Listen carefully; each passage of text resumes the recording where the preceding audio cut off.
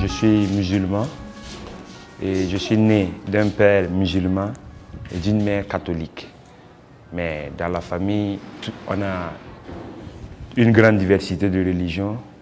Et bon, il n'y a pas de souci, on vit tous ensemble, sans aucun problème. Wat ik ook bijvoorbeeld heel speciaal vond, is dat hier heb je ook katholieken en moslims, maar die leven echt in vrede samen met elkaar. En bij ons is dat niet zo. Bij ons is er echt veel racisme en veel discriminatie tussen die twee. Allee, dat botst echt wel. En bij hen is dat niet zo. Dat is heel normaal als iemand katholiek is. Iemand vertelde, mijn mama is katholiek, mijn papa is moslim. Terwijl ik zou niet gedacht hebben dat dat hier kan, dat de mama katholiek is en de papa moslim is. En toch kon die kiezen. Sommigen kunnen kiezen en sommigen kunnen het geloof van de papa overnemen. Dus echt zo van die dingen dat ik dacht van, dat is toch mooi als je dan zo'n gezin hebt. En dat is geen probleem. Er zullen natuurlijk wel uitzonderingen zijn, net zoals bij ons, maar dat vond ik iets heel moois. Want dat is bijvoorbeeld dan wel iets, ik vind dan godsdiensten, dat is heel belangrijk dat je andere godsdiensten respecteert en dat je daarmee kunt leven. En dat is een heel mooi voorbeeld ervan. La religion est très importante pour moi parce que je trouve que c'est elle qui donne un sens à notre vie. Je me dis que si on ne se met pas dans la tête qu'il existe un Dieu qui peut nous punir si on fait de mauvaises actions, qui peut nous récompenser si on en fait de bonnes. Je me dis que ça ne donne pas de sens à la vie. Et puis, lorsque nous avons des moments de détresse, de difficulté, c'est la religion très souvent qui nous aide à nous en sortir. Maintenant, il y a beaucoup d'autres façons de l'adorer, beaucoup de façons de faire des prières. Les chrétiens ont leur façon de faire leurs prières, les musulmans aussi. Maar pour moi, c'est pour le même Dieu compris. Oui.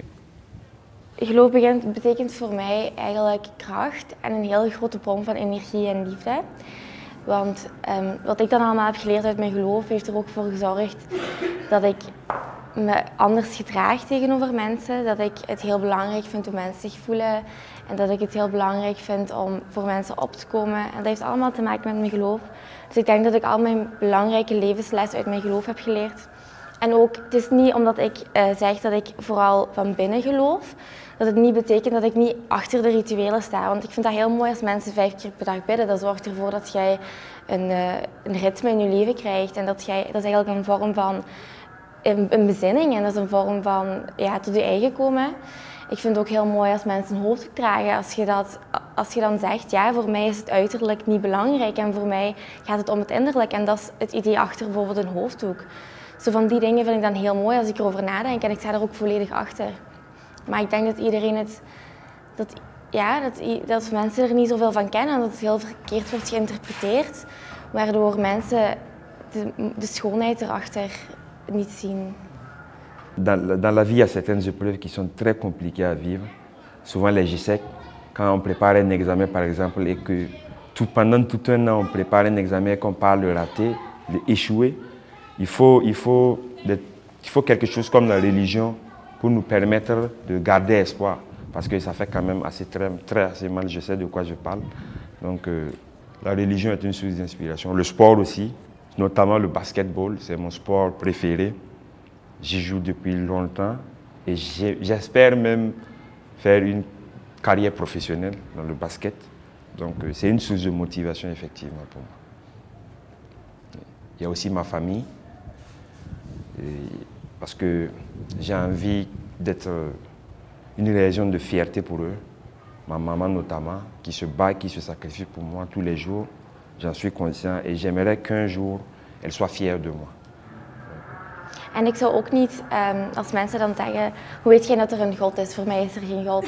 En ik zeg dan altijd van, ik kan alle gevoelens die ik voel, stel als ik bijvoorbeeld verliefd ben of als ik verdrietig ben, dat wat ik voel, ik kan niet geloven dat dat gewoon door DNA-deeltjes of door botsingen is ontstaan. Dat gaat niet, dat kan niet. Er is iets, voor mij is het nu God, maar als het geen God is, er is iets wat ons extra energie geeft en iets wat ervoor heeft gezorgd dat alles zo mooi in elkaar past.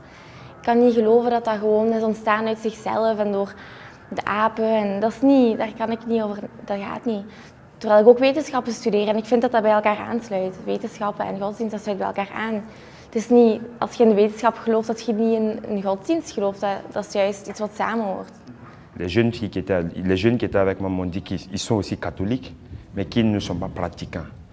Ils vont très rarement à l'église, seulement à l'occasion des fêtes, Pâques et Noël, je crois, et aussi quelques rares occasions. Donc ça ne m'a pas trop surpris parce que je le savais déjà, j'en ai déjà entendu parler dans les chaînes de télévision et auparavant aussi. Et ce qui, par contre, m'a étonné, c'est le fait qu'ils disent qu'ils ne prient que lorsqu'ils sont dans des situations difficiles. Et je leur ai demandé pourquoi vous ne priez pas lorsque tout va bien. Ils m'ont dit qu'ils oublient de prier quand tout va bien et c'est quand tout va mal, ils se rappellent. Bon, mais c'est un peu général, ça se passe un peu comme ça partout. L'homme a toujours tendance à oublier Dieu quand tout va bien, c'est quand tout va mal qu'il se rappelle. Het geloof voor de Burkinese jongeren, het is echt een houvast. Terwijl je misschien zou denken van ja, ze hebben hier heel veel armoede, ze hebben hier heel weinig, waardoor ze dan niet in God zouden geloven, want ja, God zorgt ervoor dat dat allemaal gebeurt. Maar dat is ook iets waar we het over eens waren. Zij zeiden ook van het is niet God, het zijn de mensen. Het zijn de mensen, de rijkere mensen die ervoor zorgen dat, of ja, de mensen die alle macht hebben die ervoor zorgen dat wij zo leven. Het is niet God. En ze blijven echt trouw aan God en ze blijven bidden. En dat is ook iets waar ze, ik denk echt dat ze hun kracht daar ook uithalen. Dus dat is ook wel iets moois wat ik heb meegenomen. Beaucoup, surtout celles avec lesquelles j'ai eu à beaucoup parler, m'ont dit qu'elles étaient intéressées par l'humanitaire, voulaient militer dans des associations, des ONG. Et ça, c'est un peu la tendance ici au Burkina aussi. Les jeunes s'engagent de plus en plus dans des mouvements, militent. Donc je trouve que ça, c'est quand même assez étonnant. Parce que je me dis que nous sommes dans des situations quand même un peu moins favorables que les leurs. Ils pouvaient par exemple s'adonner plus à leur propre vie, s'intéresser, être un peu plus égoïstes, chercher peut-être à faire juste des voyages ou à faire de longues études pour mieux vivre. Mais ils s'intéressent aux autres. Et ça, je trouve quand même que c'est assez particulier. Wat ik ook heb gezien bij de jongeren hier is dat zij heel veel om elkaar geven en echt met elkaar delen. Helemaal niet egoïstisch zijn, dus helemaal niet. Ook in de dorpjes, tussen de familieleden. Iedereen geeft heel veel om elkaar en de oudere mensen zijn belangrijker. Zijn heel belangrijk. En respect is heel belangrijk. En lachen en gelukkig zijn is hier heel belangrijk. En dat vond ik hier ook heel inspirerend. Il faut dire qu'il y a une grande tolérance entre les religions ici au Burkina Faso.